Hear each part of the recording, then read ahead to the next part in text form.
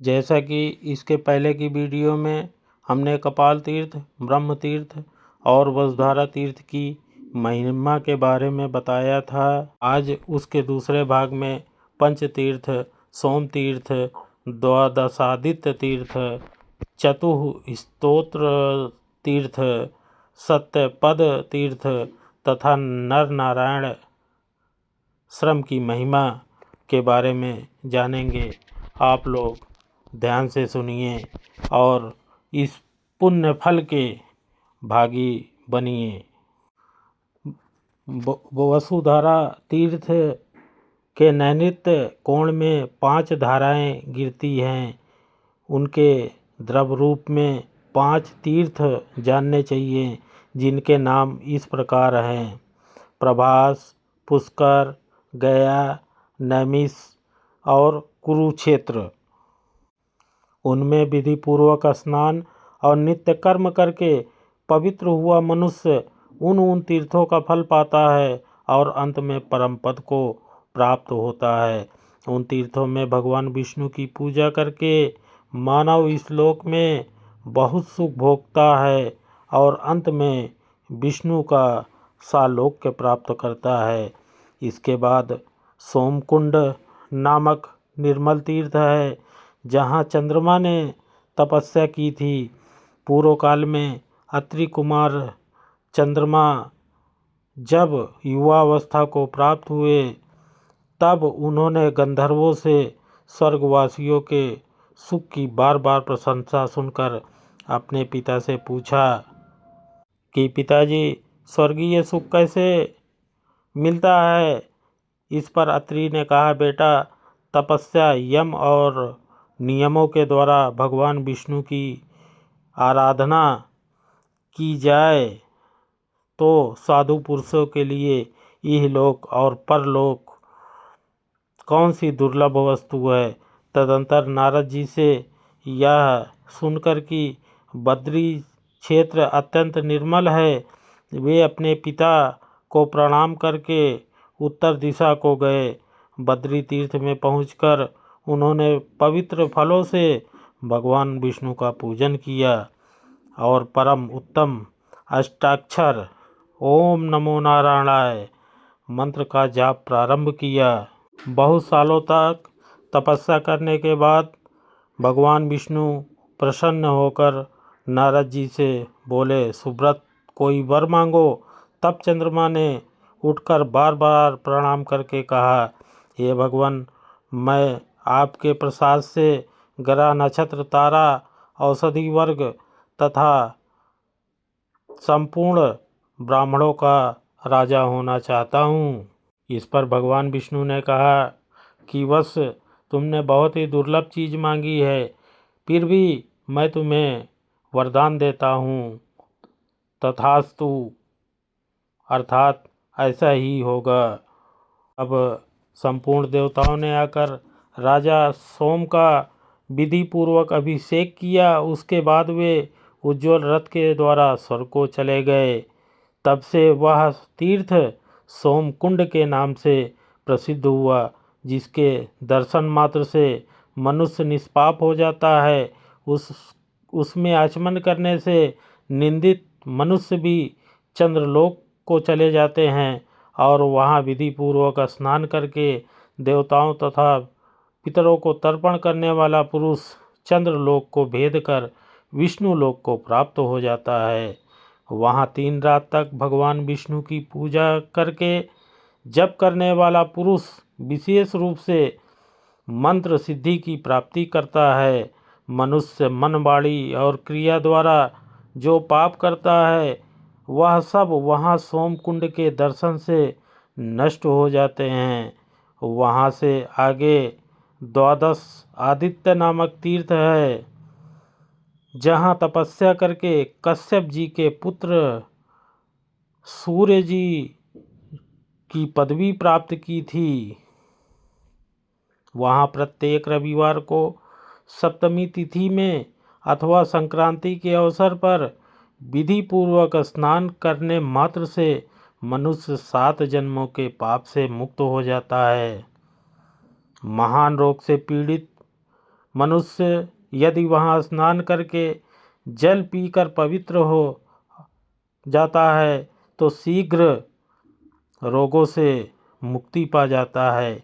इसके सिवा वहाँ चतु स्तोत्र नामक तीर्थ है। उस वैष्णव क्षेत्र में भगवान की आज्ञा के अनुसार धर्म, अर्थ, काम और मोक्ष ये चारों पुरुषार्थ द्रव्य रूप होकर स्थित हैं, जो सब प्राणियों की मुक्ति के हेतु हैं।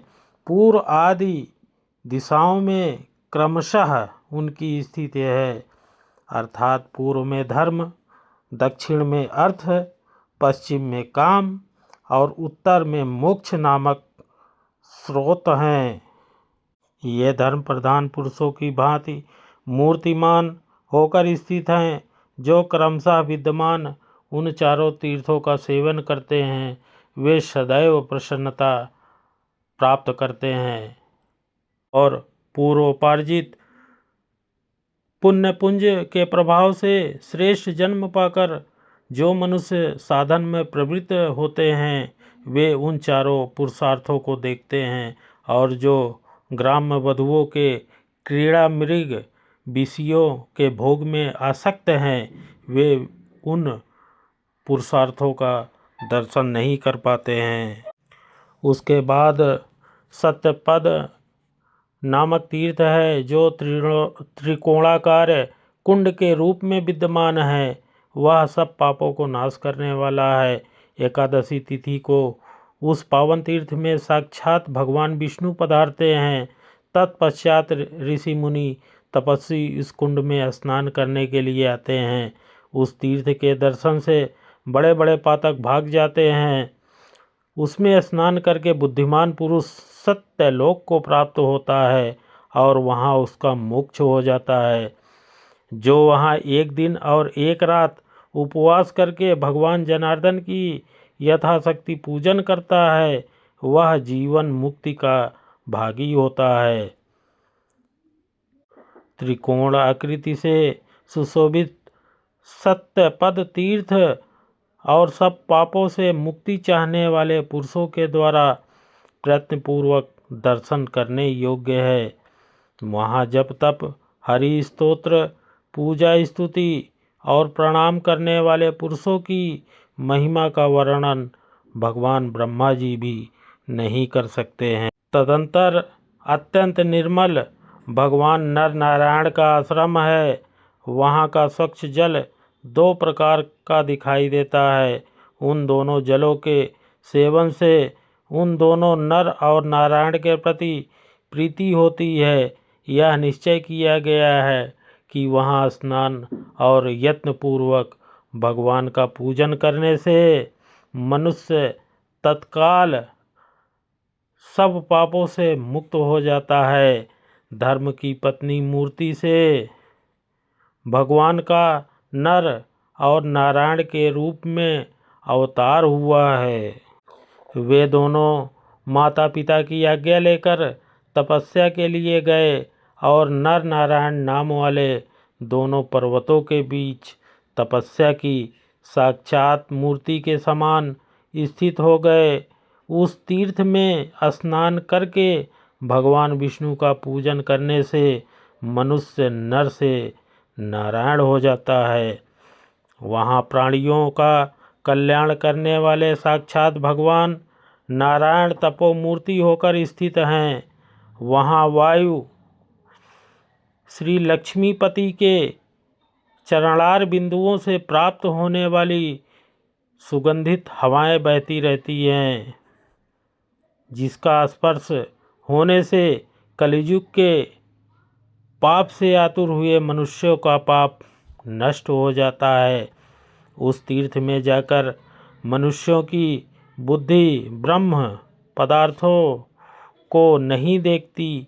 वहाँ केवल भगवत चरणार बिंदुओं के चिंतन में संलग्न रहती हैं और वहाँ विराजमान साक्षात भगवान विष्णु क्रमशः वहाँ की यात्रा करने वाले पुरुषों को अपना पद प्रदान करते हैं।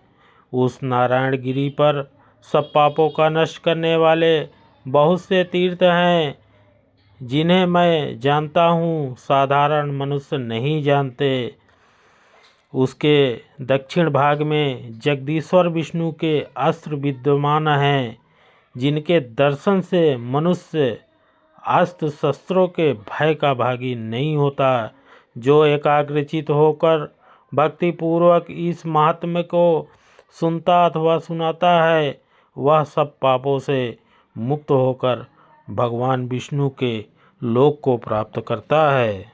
इस प्रकार आज पार्ट 2 में हमने पंचतीर्थ, सोम तीर्थ, द्वादश आदित्य तीर्थ, चतुस्तोत्र तीर्थ, सत्यपद तीर्थ तथा नर नारायण आश्रम की महिमा को जाना है। और अगली वीडियो में हम मेरु तीर्थ, लोकपाल तीर्थ, दंड पुष्करिणी, गंगा संगम तथा धर्म क्षेत्र आदि के महात्म को जानेंगे। आप लोगों से निवेदन है कि हमारी इस वीडियो को बराबर देखिए और पूरी देखिए, तभी आपको चीज़ें समझ में आएंगी। अगर ना समझ में आए तो 2 बार देखिए, 3 बार देखिए, तब समझ में आएगी। और पंच तीर्थ, सोम तीर्थ, द्वादश आदित्य तीर्थ, चतुस्तोत्र तीर्थ, सत्यपद तीर्थ आदि की 1 बार और नर नारायण आश्रम की भी 1 बार कम से कम दर्शन और स्नान अवश्य करें, ताकि इस लोक के साथ साथ परलोक भी आप लोगों का सुधर सके। और किसी को बताने से पहले खुद करना चाहिए। मैं खुद कर चुका हूँ, इसीलिए मैं आपको बता रहा हूँ। वहाँ के बारे में और वहाँ के बारे में जानने की अभिलाषा सभी लोगों को रहती है, इसलिए इस वीडियो को आप अच्छी तरह से देखिएगा। और वीडियो अच्छी लगे तो लाइक, कमेंट्स और ओम नमो नारायणाय कमेंट में ज़रूर लिखिएगा। अगली तीसरे पार्ट में हम मेरु तीर्थ, लोकपाल तीर्थ आदि के बारे में जानेंगे, इसलिए आप हमारे साथ बने रहिए।